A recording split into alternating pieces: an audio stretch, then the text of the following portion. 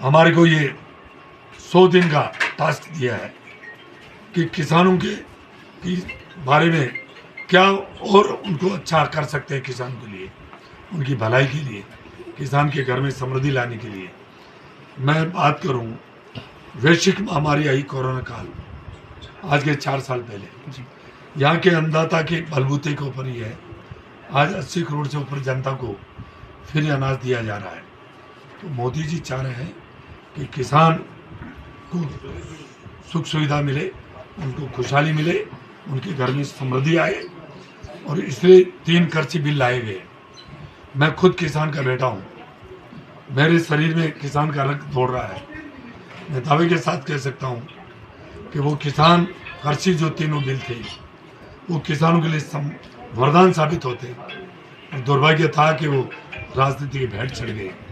हम किसानों के बीच में जाएंगे, उनसे संवाद करेंगे, उनके बीच में बैठेंगे, उनके दुख दर्द को समझेंगे, और जो भी समस्या, जो दिक्कत है, चाहे और एमएसपी बढ़ाने की बात हो, एमएसपी पर खरीद की बात हो, और भी उनको क्या सुविधा दे सकते हैं, खाद और बीज समय पर उनको मिले, क्वालिटी का मिले, और हर उनको कई तरह की कोई दिक्कत नहीं आए, खाद बीज की और समय पर मिले उनको, इन सब की सुनिश्चितता करने के लिए हमारे कृषि मंत्री, जो मध्य प्रदेश के लंबे समय तक मध्य प्रदेश के मुख्यमंत्री रहे, शिवराज सिंह जी चौहान, वो हमारे कैबिनेट मंत्री है।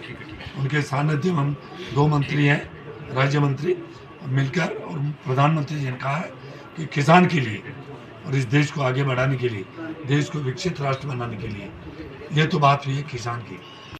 पिछले 10 साल से आपकी सरकार है, तीसरी बार फिर आपकी सरकार बनी। जिस रोड से आप आए हैं NH-40, इसकी हालत खस्ता है। देखिए, वास्तव में ये बहुत एक दुर्भाग्य की बात है और चिंता का विषय नहीं है कि इस देश में जितने भी NHI है, नेशनल हाईवे, वो सारे सड़कें बन गई है, परंतु ये जयपुर से लेकर बै रोड होते ये जो दिल्ली रोड जा रही है, और इसके लिए हमारे सड़क परिवहन मंत्री नितिन गडकरी जी ने भी कई दफा चिंता व्यक्त करी है। मैं आपको विश्वास दिलाता हूँ कि ये आने वाला अभी ये जो समय है, ये सड़क ये कंप्लीट होगी और जल्दी से तैयार होगी, और क्योंकि ये सड़क बहुत व्यस्त सड़क है और बहुत महत्वपूर्ण सड़क है, और ये सड़क जल्दी से तैयार होकर यहाँ की जनता को, आने जाने वाली सभी जनता को ये सड़क अच्छी बनेगी और सबको सुविधा मिलेगी, और जो एक्सीडेंट होते हैं आए दिन, उससे भी निजात मिलेगी। सर, आप विधानसभा का चुनाव हार गए थे, उसके बाद में भी आज आपका जन्मदिन भी है, आपको उसकी बधाइयाँ। केंद्र सरकार किसान आपके पास कल्याण है, केंद्र सरकार किसानों के लिए क्या कुछ नई योजना लेके आ रही है?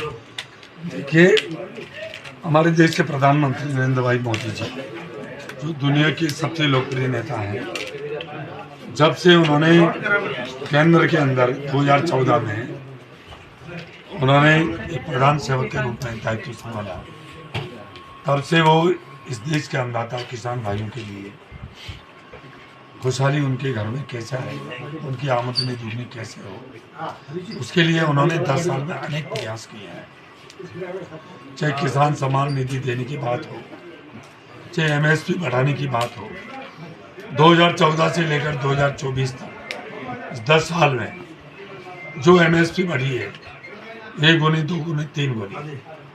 मैं एक उदाहरण के तौर पे बताता हूँ कि पूरे हिंदुस्तान में बाजरा, राजस्थान में 75% होता पूरे देश का।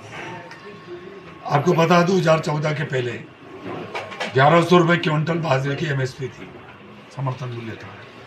आज 2500 रुपये क्विंटल है। 10 साल में 1400 रुपये क्विंटल बढ़ा। ऐसे मूंग की बात करें, 3100 रुपये क्विंटल था 2014 के पहले, आज 8,552 रुपये है। ऐसे दलहन हो चाहे तिलहन हो, हर तरह से किसान के घर में समृद्धि आए। ये देश कृषि प्रधान देश है। किसान कोई जाति नहीं है, किसान एक वर्ग है जो गांव में रहता है, जिसके नाम खेती है, वो सब किसान है। और जब किसान खुशहाल होता है तो ये देश तरक्की करता है। इसलिए प्रधानमंत्री जी का यह सपना है कि यहाँ के अन्नदाता, यहाँ का किसान, हिंदुस्तान का, उसकी प्रगति हो, उन्नति हो, उसके घर में खुशहाली हो, और तभी ये देश विकसित राष्ट्र बनेगा। वो सौभाग्यशाली हूँ, मुझे 36 कौमों सभी जाति और धर्म ने मुझे समर्थन दिया। मेरा एक हमेशा एक ही मेरा ध्येय है, मैं सुबह उठता हूँ तो ईश्वर से यही प्रार्थना करता हूँ, हे भगवान किसी का मेरे से भला करा देना, मेरे से किसी का बुरा मत कराना। और यही वजह होगी कि 36 कौम, मैं पहला राजस्थान का एक उम्मीदवार होगा बीजेपी का, जिन्होंने 36 कौम ने मुझे साथ दिया। सारे जनप्रतिनिधि, सारे पार्टी के पदाधिकारी, सारे कार्यकर्ता, सारे समाज, सभी धर्म, सबने मिलकर मुझे आशीर्वाद दिया। और फिर मोदी जी की सौभाग्यशाली हूँ कि इस देश के प्रधानमंत्री और दुनिया के सबसे लोकप्रिय नेता प्रधानमंत्री जी की टीम के अंदर एक छोटे से दायित्व हिस्सा बनने का मुझे सौभाग्य मिला। मैं चाहूँगा जिस आशा और विश्वास के साथ प्रधानमंत्री जी ने मुझे दायित्व दिया उसमें मैं खरा उतरूँ और पार्टी पर